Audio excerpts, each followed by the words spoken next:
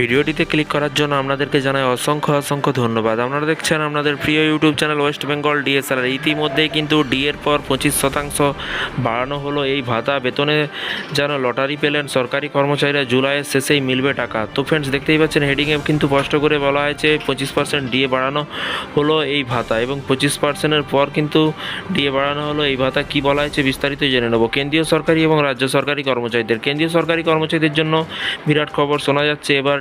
এবার ডিএ বৃদ্ধির পাশাপাশি একাধিক ভাতা বাড়াতে চলেছে সরকারি কর্মচারীদের, অর্থাৎ মালামাল হতে চলেছে সরকারি কর্মচারীরা। তারপরে দেখুন এখানে বলা আছে নতুন বছরের শুরু থেকেই কিন্তু একাধিকবার সুখবর পেয়েছেন সরকারি কর্মচারীরা। সামনে উৎসবে পালা শুরু, এবং মনে করা হচ্ছে যে তার আগেই ধামাকা আসতে চলেছে সরকারি কর্মচারীদের জন্য। এর পাশাপাশি বলা হয়েছে, দেখতেই পাচ্ছেন, সাম্প্রতিক সরকারি এবং পেনশন সংস্থা ইপিএফের তরফে ঘোষণা করে জানানো হয়েছে যে এবার বেতনের অন্তর্ভুক্ত 13টি ভাতাও বাড়তে চলেছে কেন্দ্রীয় সরকারি কর্মচারীদের।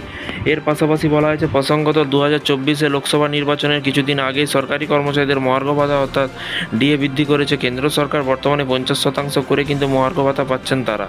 এর পাশাপাশি দেখুন, কর্মীদের পাশাপাশি অবসরপ্রাপ্ত এবং ডিয়ারনেস রিলিজ বাড়িয়ে সরকার যা 1 জানুয়ারি 2024 থেকে কার্যকর হয়েছে। এদিকে জুলাই মাস পড়লে কিন্তু ফের একবার ডিএ বৃদ্ধির অপেক্ষায় দিন গুনছেন কেন্দ্রীয় সরকারি কর্মচারীরা, এবং এরই মাঝে কিন্তু এবার 13টি ভাতা বৃদ্ধি হতে চলেছে কেন্দ্রীয় সরকারি কর্মচারীদের।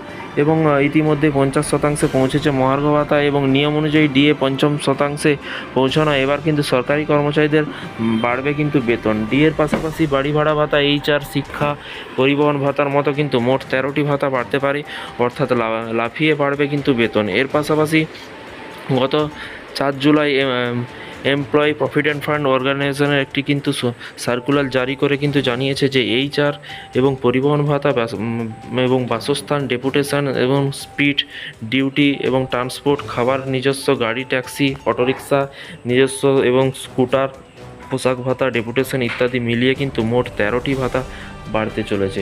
এরই পাশাপাশি দেখুন কি বলা হয়েছে, নিয়ম অনুযায়ী কিন্তু বছরে দুবার নিজের কর্মচারীদের ডিএ বৃদ্ধি করে কেন্দ্রীয় সরকার, এবং জানুয়ারিতে মহার্ঘ ভাতা 50%তে কিন্তু পৌঁছেছে। জুলাইয়ে ফের বাড়বে ভাতা, এবং ফার্স্ট জুলাই থেকে মহার্ঘ ভাতা সংশোধিত হতে, অর্থাৎ ডিএ বৃদ্ধি করা হবে। এবং যদিও সেপ্টেম্বর অক্টোবরে এই ঘোষণা করা হয়ে থাকে, তবে কিন্তু তা জুলাই থেকেই কিন্তু কার্যকর করা হবে বলে কিন্তু মনে করা হচ্ছে। তবে এবার কত শতাংশ বাড়বে সেই নিয়েও কিন্তু তুঙ্গে উঠছে জল্পনা। ইতিমধ্যেই একাধিক রিপোর্টে দেখে কিন্তু মনে করা হচ্ছে, বা বিভিন্ন রকম রিপোর্টে শোনা যাচ্ছে যে জুলাই মাসে কেন্দ্রীয় সরকারি কর্মচারীদের মহার্ঘ ভাতা 1 লাফে 5% বাড়ানো হতে পারে। এবং বলা হয়েছে আবার সরকারের গত বেশ কয়েকবার ধরে কিন্তু ক্রমাগত ডিএ 4% করে বৃদ্ধি করে আসছে। আবারও অন্তত 4% ডিএ নিশ্চিত বাড়বে, এবং পাশাপাশি ফিডব্যাক ফ্যাক্টরও বাড়িয়ে দেওয়া হবে বলে কর্মচারীদের জন্য। তো ফ্রেন্ডস, বিষয়টি বুঝতে পারছেন। এই ছিল আজকে একটি ছোট্ট আপডেট।